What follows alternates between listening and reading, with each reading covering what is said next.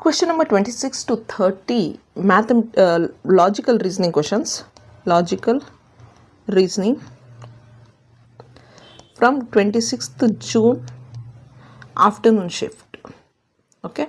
So now 26th June 2025 afternoon shift question paper.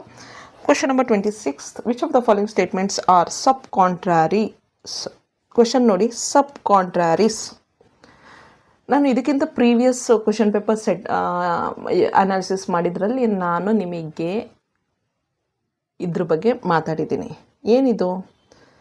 All sparrows are birds, no sparrows are birds, some sparrows are bird, some sparrows are not bird, contrary, subcontraries. ಇದು square of opposition ಚಾರ್ಟನ್ನು ಬಿಡಿಸಿ ಅದರಲ್ಲಿ ನಾನು ನಿಮಗೆ ಹೇಳ್ಕೊಟ್ಟಿದ್ದೆ. Square of opposition chart. ನೀವು ಇದನ್ನು square of opposition ಚಾರ್ಟನ್ನು ರೆಡಿ ಮಾಡಿ ಇಟ್ಕೊಂಡಿರಬೇಕು. ಅಲ್ಲಿಂದ ನಿಮಗೆ 2 ಕ್ವೆಶನ್ ಬಂದೇ ಬರುತ್ತೆ. ಈಗ ಫಸ್ಟು ನಾನು ನಿಮಗೆ ಹೇಳಿದ್ದೆ, ಆಲ್ ಸ್ಪ್ಯಾರೋಸ್, ಆಲ್ ಆರ್ ಅಂತ ಬಂದಾಗ ಯೂನಿವರ್ಸಲ್ ಅಫರ್ಮೇಟಿವ್, ನೋ ಅಂತ ಬಂದಾಗ ಯೂನಿವರ್ಸಲ್ ನೆಗೆಟಿವ್, ಸಮ್ ಅಂತ ಬಂದಾಗ ಪರ್ಟಿಕ್ಯುಲರ್ ಅಫರ್ಮೇಟಿವ್, ಸಮ್ ನಾಟ್ ಅಂತ ಬಂದಾಗ particular negative.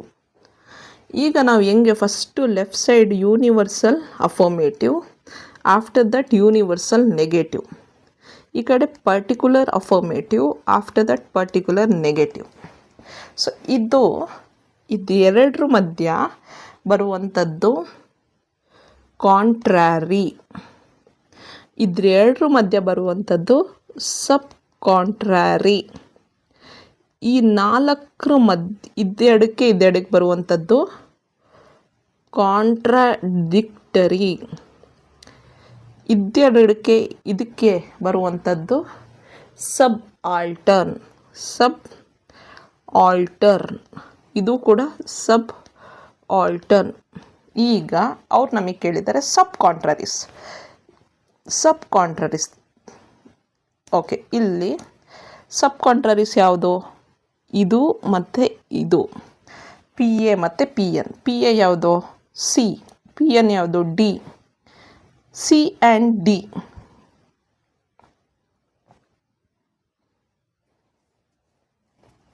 Some are not.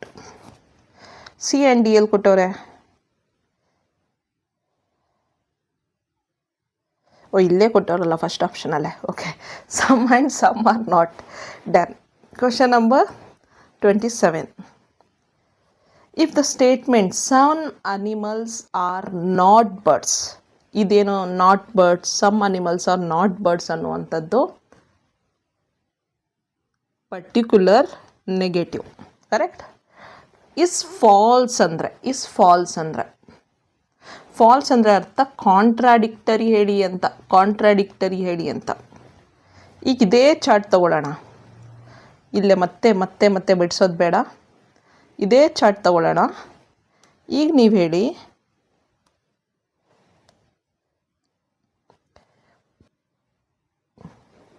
ಇದು ಪಿ ಎನ್ ಅಲ್ವಾ? Some are not P N. Correct. ಇದು ಕಾಂಟ್ರಾಡಿಕ್ಟರಿ ಯಾವುದು? ಇದು ಅಪೋಸಿಟ್ ಕಾಂಟ್ರಾಡಿಕ್ಟರಿ ಇದಕ್ಕೆ. Okay, so all animals are birds. Correct. All animals are birds, some animals are not birds ಅನ್ನೋದಕ್ಕೆ contradictory all animals are birds ಅನ್ನುವಂಥದ್ದು. A is correct. So ಇದೆರಡರಲ್ಲೂ A ಇಲ್ಲ. ಈಗ ನಮಗೆ ಬಿ ಈಸ್ ಕರೆಕ್ಟಾ, ಡಿ ಈಸ್ ಕರೆಕ್ಟಾ ಅಂತ ಗೊತ್ತಾಗಬೇಕು. ಸೊ ನೋಡಿ, B no birds are animals ಅನ್ನೋದು this can not be true. So B is wrong. Answer is A and D. ಮತ್ತೆ ಹೇಳ್ತೀನಿ, ಇಲ್ಲಿ ಬರೀ ಇಲ್ಲೇ ಬಿಡಿಸ್ಬಿಡೋಣ ಬಿಡಿ, ಯಾಕೆ ಕಷ್ಟ.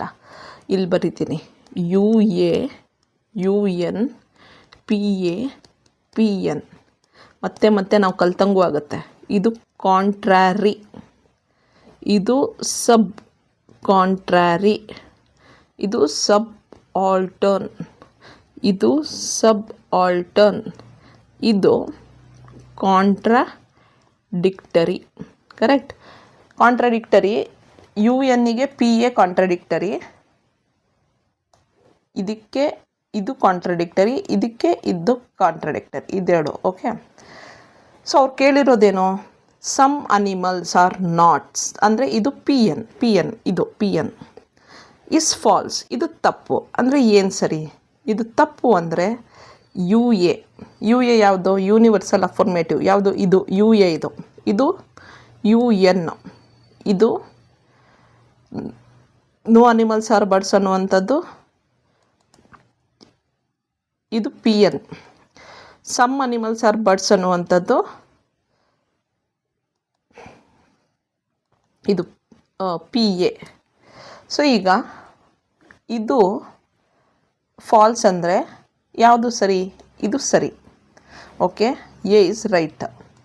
ಸೊ ಈಗ A ಇಸ್ ರೈಟ್ ಅಂದರೆ B no birds are animals UN ಇದಕ್ಕೆ ಇದು ಆಗುತ್ತಾ? ಇದಾಗಲ್ಲ, ತಪ್ಪು. ಅದು ಇದಕ್ಕೆ ಇದು ಆಗಲ್ಲ.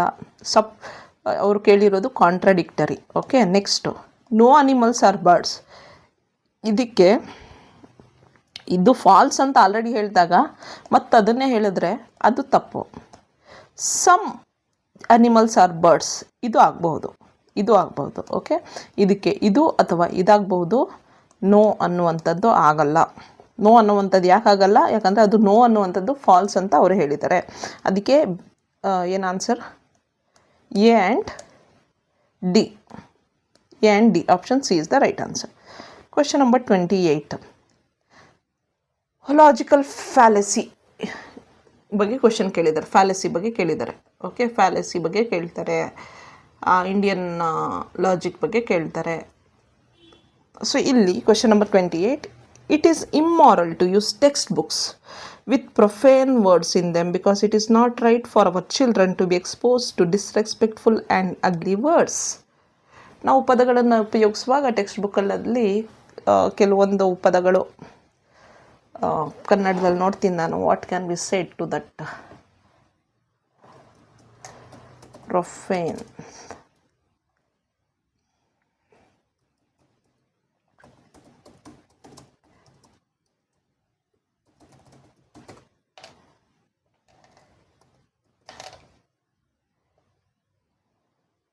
ಅಪವಿತ್ರ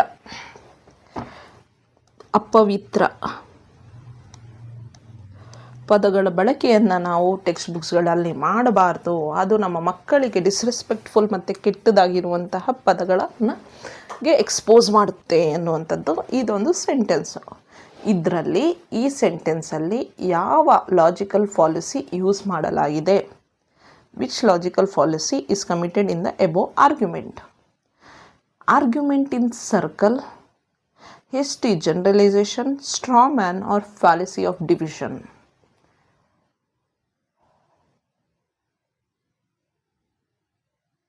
This is argument in circle. Argument in circle ಅಂದರೆ ಏನು ಆರ್ಗ್ಯುಮೆಂಟು ಏನು ಕನ್ಕ್ಲೂಷನ್ ಇದೆ ಅದು ಒಂದಕ್ಕೊಂದು ಕನೆಕ್ಟೆಡ್ ಆಗಿದೆ. ಅಂದರೆ ಅಪವಿತ್ರ ಪದಗಳನ್ನು ಟೆಕ್ಸ್ಟ್ ಬುಕ್ಸ್ಗಳಲ್ಲಿ ಯೂಸ್ ಮಾಡೋದ್ರಿಂದ ಅದಕ್ಕೆ ನಮ್ಮ ಮಕ್ಕಳು ಎಕ್ಸ್ಪೋಸ್ ಆದಾಗ ಡಿಸ್ರೆಸ್ಪೆಕ್ಟ್ಫುಲ್ ಆ್ಯಂಡ್ ಅಗ್ಲಿ ವರ್ಡ್ಸ್ಗಳನ್ನು ಉಪಯೋಗಿಸುವಂಥ ಚಾನ್ಸಸ್ ಇದೆ. ಅದು ನಮ್ಮ ಮಕ್ಕಳಿಗೆ ಒಳ್ಳೆಯದಲ್ಲ ಅನ್ನುವಂಥದ್ದು ಇರೋದ್ರಿಂದ this is argument in circle ಅಂತ ಹೇಳ್ತೀವಿ. Next question number 29. Arrange the following in order of decreasing extension. Cheese, food products, dairy products, cottage. ನೋಡಿ, ಫುಡ್ ಪ್ರಾಡಕ್ಟ್ಸ್ ಅಲ್ಲಿ ಅದರೊಳಗೆ ಡೈರಿ ಪ್ರಾಡಕ್ಟ್ಸಲ್ಲಿ ಚೀಸ್ ಒಳಗೆ ಅಗೇನ್ ಕಾಟೇಜ್ ಚೀಸ್ ಅನ್ನುವಂಥದ್ದು type of cheese. Correct. So ಈಗ decreasing ಎಕ್ಸ್ಟೆನ್ಷನಲ್ಲಿ ತೊಗೊಂಡ್ರೆ ಇದೇ ಬರೋದು. ಫುಡ್ ಪ್ರಾಡಕ್ಟ್ಸ್ B, ಆಮೇಲೆ dairy C, cheese A, cottage cheese D. B, C, A, D is the answer. Next question number 30. A university student is never seen to be writing or reading during the daytime, but she is always submits her assignment in time. ಅಂದರೆ ಯೂನಿವರ್ಸಿಟಿನಲ್ಲಿ ಓದ್ತಾ ಇರುವಂಥ ಒಂದು student ಬಗ್ಗೆ ಏನೋ ಒಂದು argument ನಡೀತಾ ಇದೆ. ಅವಳು ಮಾರ್ನಿಂಗಿಂದ ದಿನ ಎಲ್ಲ ಅವಳೇನು ಓದಲ್ಲ, ಅಂದರೆ ಅವಳು ಬರೀತಾ ಇರೋದು ಓದುವಂಥದ್ದನ್ನು ನಾವು ನೋಡಿಲ್ಲ. ಆದ್ದರಿಂದ ಅವಳು ನೈಟಲ್ಲಿ ಕೂತ್ಕೊಂಡು ಓದ್ತಾಳೆ ಅನಿಸುತ್ತೆ. ಯಾಕಂದರೆ ಅವಳ ಅಸೈನ್ಮೆಂಟ್ಸ್ನ ಆನ್ ಟೈಮ್ ಸಬ್ಮಿಟ್ ಮಾಡ್ತಾಳೆ. Therefore one can conclude that she must be studying and writing during the night time. ಇನ್ನು ಕ್ಲಿಯರಾಗಿ ಹೇಳ್ತೀನಿ ಇದನ್ನು ಇನ್ನೂ ಚೆನ್ನಾಗಿ. ಒಂದು ಯೂನಿವರ್ಸಿಟಿ ಸ್ಟೂಡೆಂಟು ಬೆಳಗ್ಗೆ ದಿನದಲ್ಲಿ ಅಂದರೆ ಡೇ ಟೈಮಲ್ಲಿ ಓದುವಂಥದ್ದು ಬರೆಯುವಂಥದ್ದು ನಾನು ನೋಡಿಲ್ವಂತೆ. ಆದರೆ ಅವಳು ತನ್ನ ಅಸೈನ್ಮೆಂಟ್ಸ್ನ ಆನ್ ಟೈಮ್ ಸಬ್ಮಿಟ್ ಮಾಡ್ತಾಳೆ ಅಂದರೆ ನಾವೇನು ಅರ್ಥೈಸ್ಕೊಳ್ಬೋದು, ಅವಳು ನೈಟ್ ಟೈಮಲ್ಲಿ ಓದ್ತಾಳೆ ಅನ್ನುವಂಥದ್ದು ಇಲ್ಲಿ ಒಂದು ಆರ್ಗ್ಯುಮೆಂಟ್ ಇದೆ. According to Mimamsa school of classical Indian philosophy, Indian logic ಪ್ರಕಾರ, which instrument of knowledge pramana is used in the above agreement ಅಂತ ಇದ್ದರೆ,